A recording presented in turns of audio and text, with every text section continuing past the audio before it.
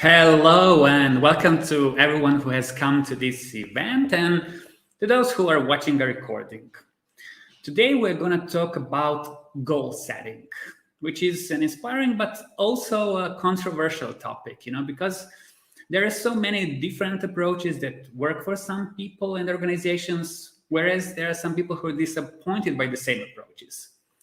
In addition, there are also some people who believe that goals are just a pipe dream and they just want to drift, go with the flow. Nevertheless, we at Perfecta BDI are here believers in goals because goals give us direction and focus. They motivate us and our coworkers.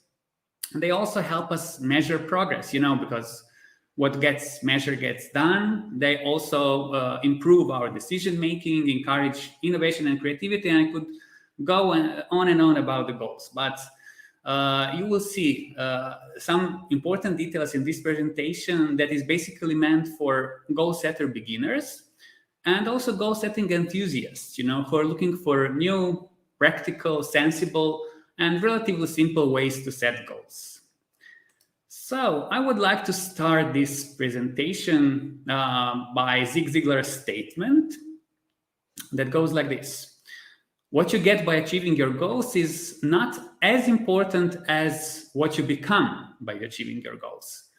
And it seems to me that this is often overlooked, Basically, becoming experienced professionals or people who provide remarkable services and customer experience and are getting every day better for themselves and clients is the most important thing about goals, And it's also important to enjoy the process, not only the outcome.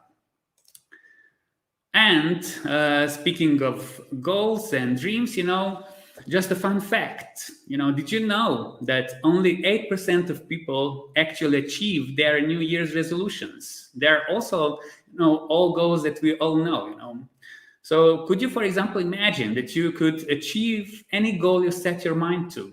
What would that look like?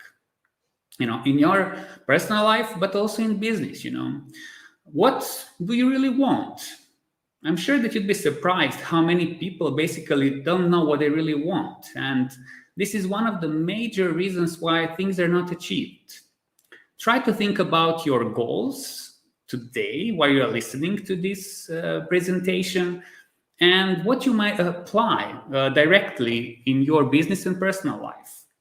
And of course, it's important to be aware that goal achievement depends heavily on our motivation, discipline, perseverance, consistency, team member commitment, and many other soft attributes. Okay, I know what you might think that this is easier said than done, but I'm sure that you will see that this is achievable. So today we're gonna focus on what is and what isn't a goal primarily. Then we're gonna go through goal types and the goal setting frameworks or approaches. We're going to spend a bit more time on the SMARTIER approach and a few words about our upcoming workshop that is called Boosting the Manager's Business Savvy. And a few words about me, the speaker, so why I have the authority to speak about this. My job purpose, yeah, you heard it properly. Purpose is to work as a business and personal progress strategist. So I changed it from job function to job purpose, and now it makes much more sense, I guess. I used to work as a teacher, translator, project manager, operations manager, business developer, managing director, so many roles in business. And my educational background is mostly that I'm a linguist, executive MBA, and a professional coach. During this live, your questions are so welcome, and your ideas that you share with us in the chat boxes. And of course, you can use all other emoticons for nonverbal communication. And I will answer the questions by the end of the presentations, and my colleagues will probably give you also some links or help you answer them. So let's start, with what is not a goal, because sometimes people confuse goals with other related concepts, Let's see these 6 statements here, which are not goals. I want to buy a house, for example. We want a higher turnover next year. I want my employees to be more productive. I don't want this low profitability again. I want to learn Italian. My goal is to be healthy. So these statements are not goals because they do not specify what exactly you want and when exactly you want to achieve it, When you're talking about goals, try to think of them as, let's say, short movies or pictures that you can describe to someone and that the other person can create the same image in their mind. So, for example, if you tell me, we want a higher turnover next year, I don't know what you mean by this. What is higher for you? What exactly you want to achieve? When exactly next year? So once we have all these specifics, then it's easier to work on the goal. So in these cases, in these statements specifically, there are no distinctions between what's a wish, what's a task, what's a value, and okay, I said all of these three things that I wanted. So if you talk about wishes, I wish to buy a house, so I wish to achieve higher turnover. We have to ask ourselves, am I ready to pay the price? If the company wants to earn €1 million in revenues by the end of 2024, are you really ready to do it? Are the people committed to this goal? Or, for example, we want to buy a new information system. What will you achieve with this? How will your business and life be better because of this? Or if you say, for example, we want to be more creative in the following period. What period? What exactly is important to you? What is deeper or more important than creativity? So you see how these things are mixed up. So value is something that is extremely important to you. Task is something, some activity that you have to do to achieve a goal. And wishes becomes goals when you are really ready to work on them and fully commit. So goal could be defined as the finish line of a marathon, if it's easier for you to understand and conceive this in your brain. So, for example, it's a moment in the future when you reach the point, for example, like an athlete jumping over a hurdle, or, for example, a basketball player scoring a goal, or simply a moment when you open your income statement on December 31st and you see the numbers you wished you had before. Okay? So this is the picture, the moment. That is the goal achievement. That's why, at the beginning I said it's important to really enjoy the process. So having this picture, this kind of visualization that you can see here, for example, in this before and after, you can imagine goals like this, okay, I have this picture in my mind. So you're basically not a fortune teller or a clairvoyant here, but basically you're designing your picture, your future, the way you want it to be, so that when you wake up, you know where you're going to, So you can compare it, I don't know, to a 3D rendering of interior design. And maybe also when thinking about, visualizations of your goal, you can use some, I don't know, artificial intelligence apps like Crayon, for example, that can help you because you will have more clarity. It's not really that it's going to be in the future like this, because nobody can predict what's going to happen in the next 5 minutes. But at least, these visions give you, let's say, specifics and clarity and focus, And here I also like to use the Zig Ziglar's another statement that says, you cannot hit a target you don't see, and you cannot hit a target you don't have. Okay? But also what seems to be very practical in real life is to maybe have like 3 visualizations, because it's not really true that only one visualization is good for you. Maybe if you go through 3 different scenarios, you will see what's more achievable, what's more relevant for you, what's more closer to you. Okay, and another tip that I would give here also is to visualize what will happen if you don't achieve this goal. If you how your life will look like also in this context. So all of these, let's say, visualizations will help you increase and strengthen your motivation and desire. Okay, so now we're ready to see the two major goal types: business goals and personal goals.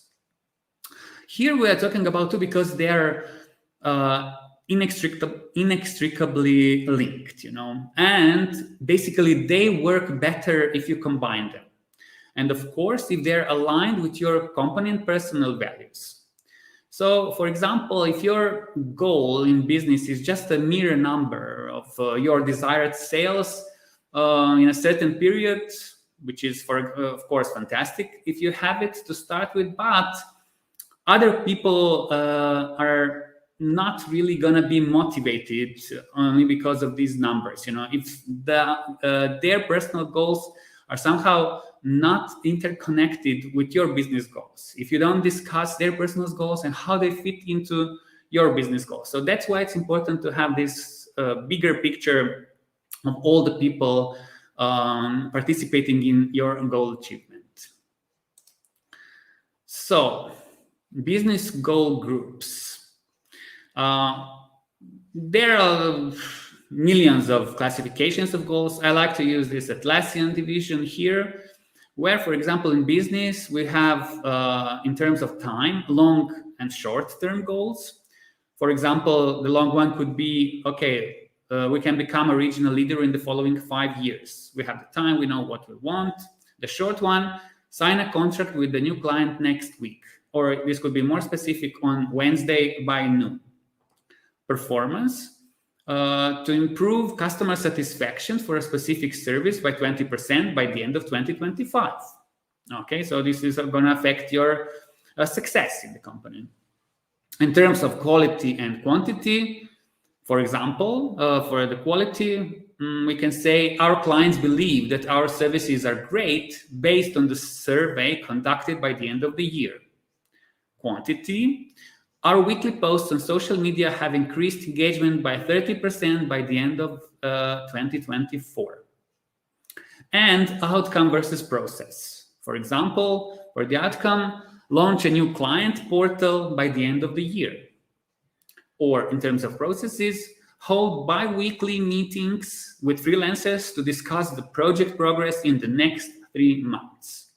So you see, these are all, let's say, different classifications, and you can choose them, of course, for yourself where you want to start with, so that you know exactly what kind of goals you can group, so that you don't get lost in all of these processes, because we can have many goals, for everyday goals, for the next hour, the goal, what we want to eat for lunch, for example.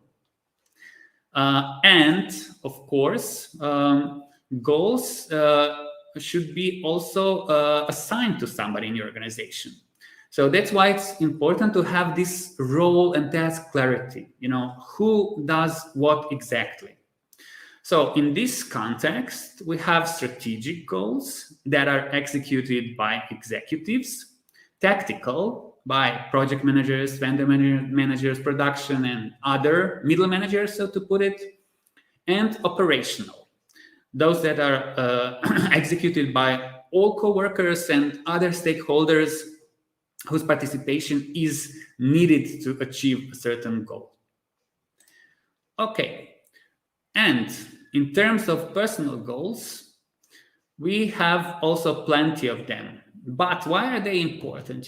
Because as I mentioned before, to strengthen basically the buy-in and commitment of people, so to make your people who participate in the goal achievement happier, more satisfied, more motivated to pursue your business goals, you can combine them with all those other goals that they want in their personal life,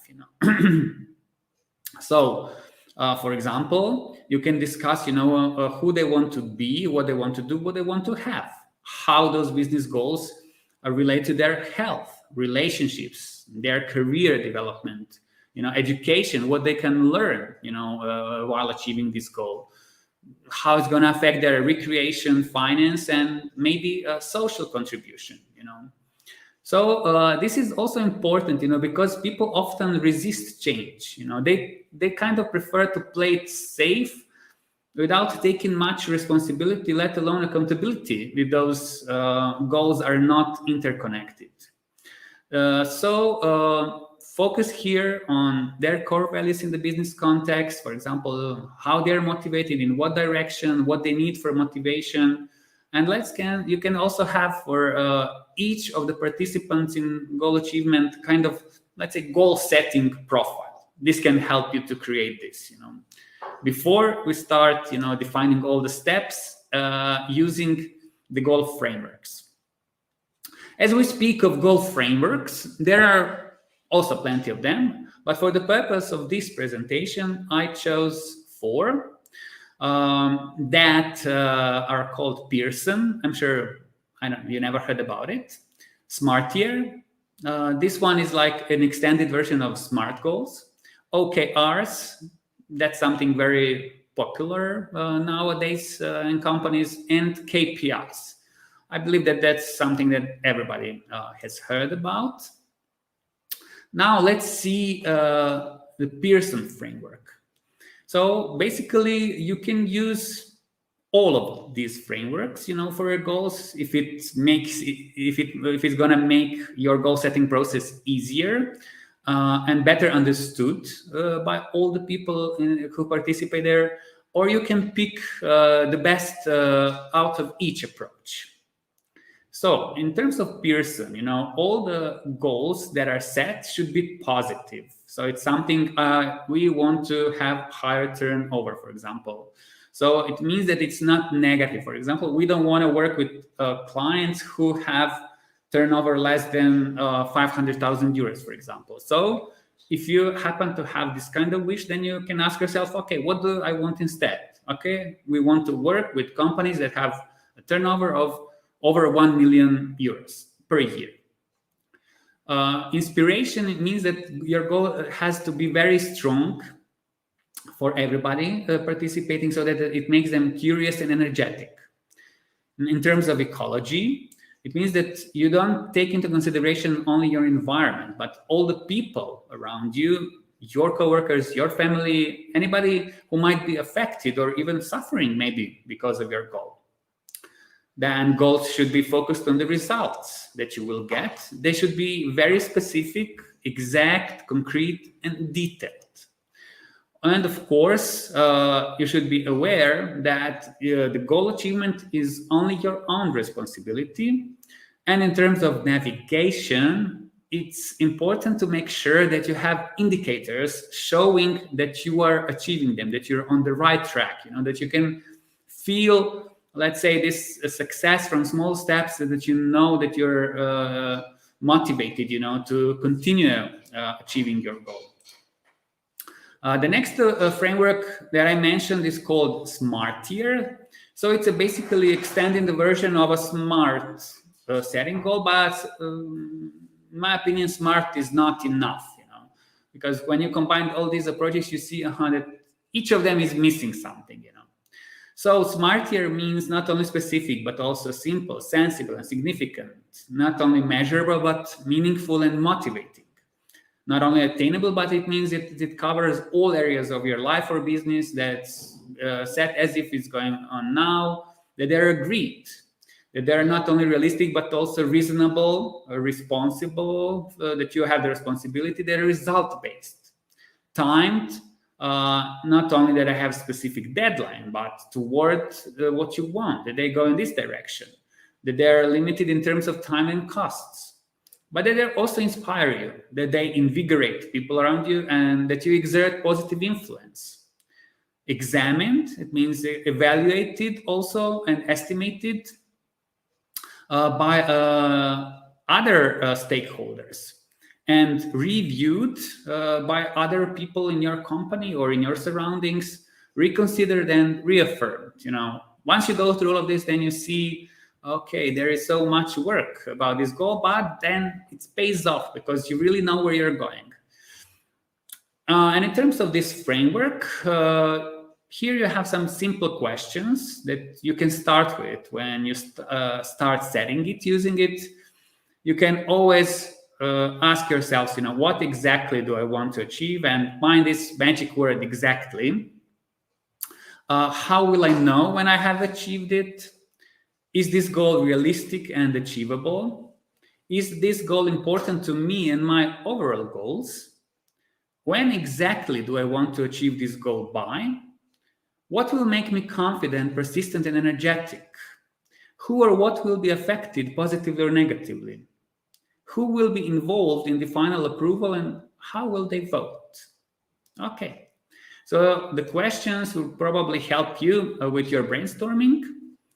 Now, let's see what we can use from OKRs. This is also a very complex methodology, but here it's only simplified for you to take it into consideration and see if this might work for you better.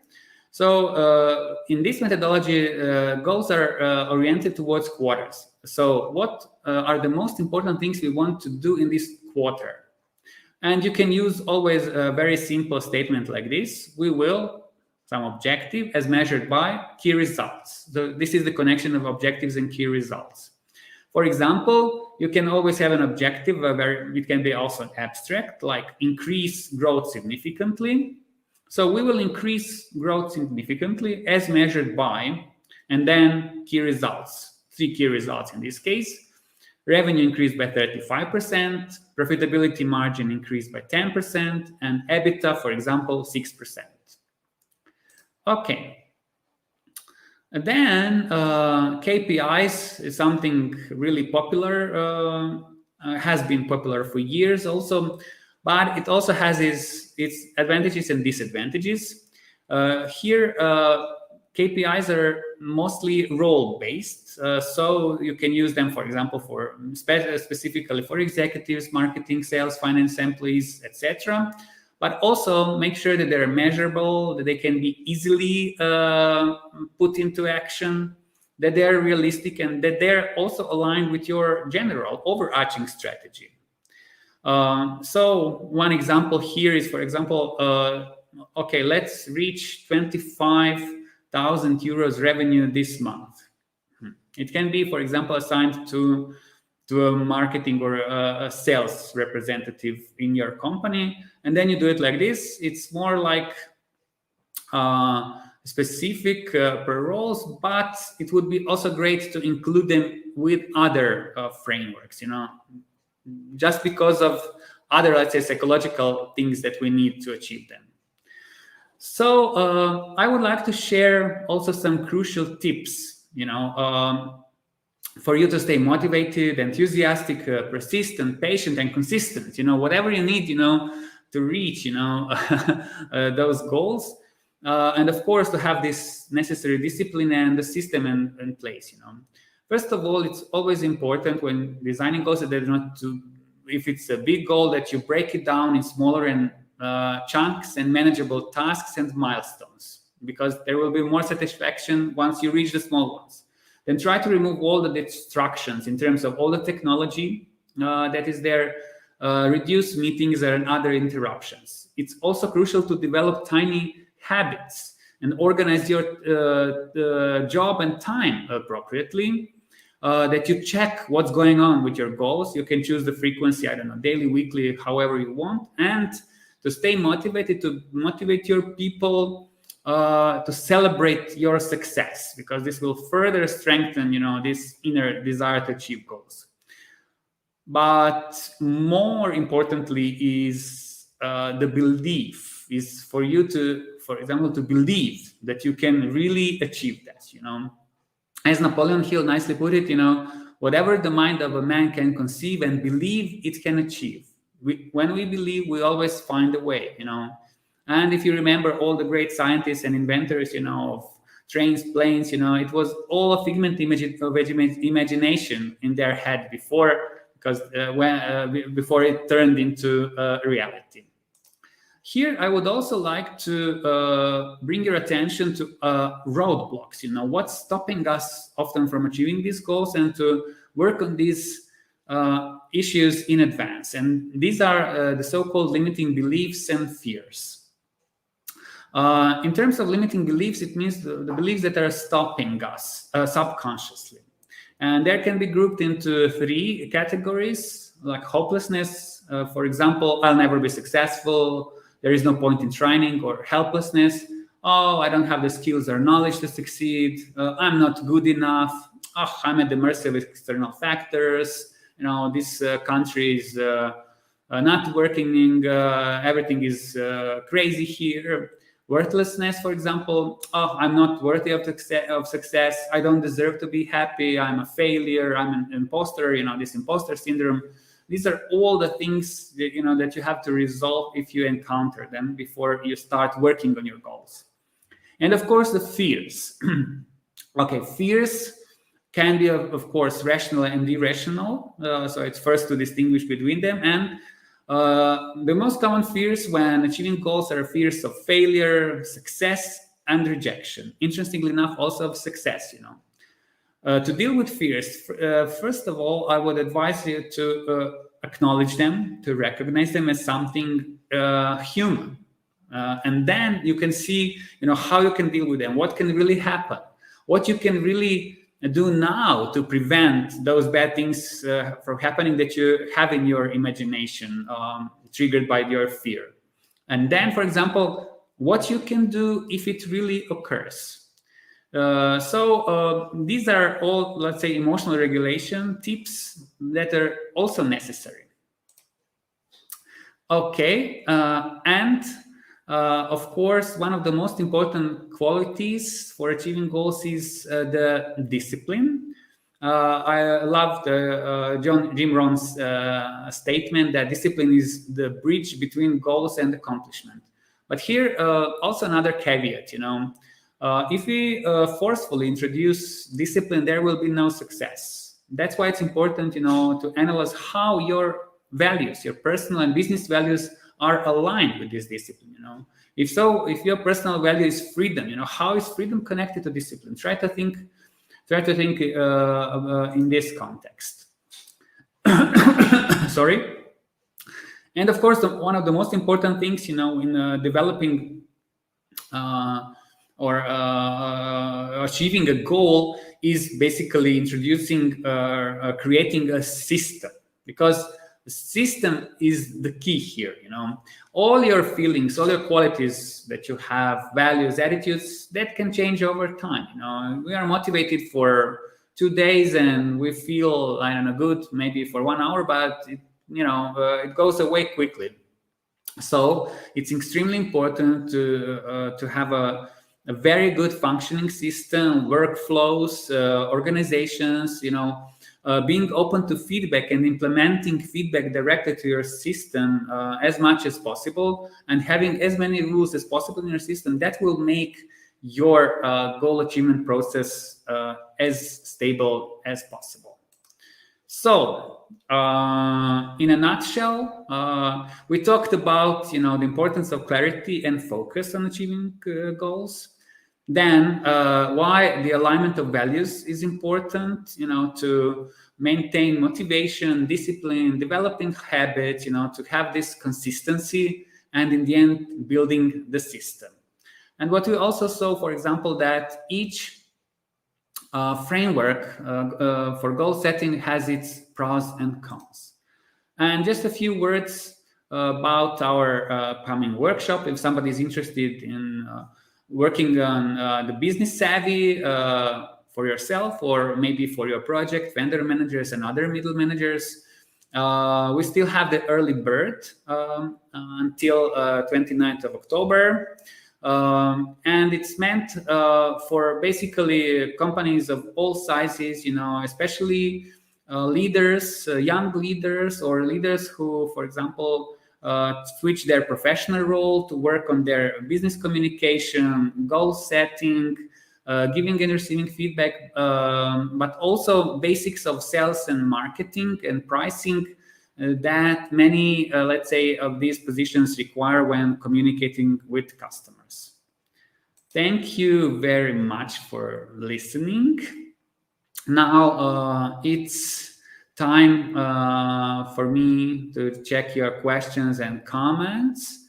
So I will be glad to answer them right now, but also afterwards. So if you're watching this later, please don't hesitate to write your comment or send a direct message, email, whatever you wish. If you have any questions about goals, business communication, business savvy in general, we're here. And okay, thank you once again for spending your time with us. Hopefully, you learned something new. Okay, bye-bye.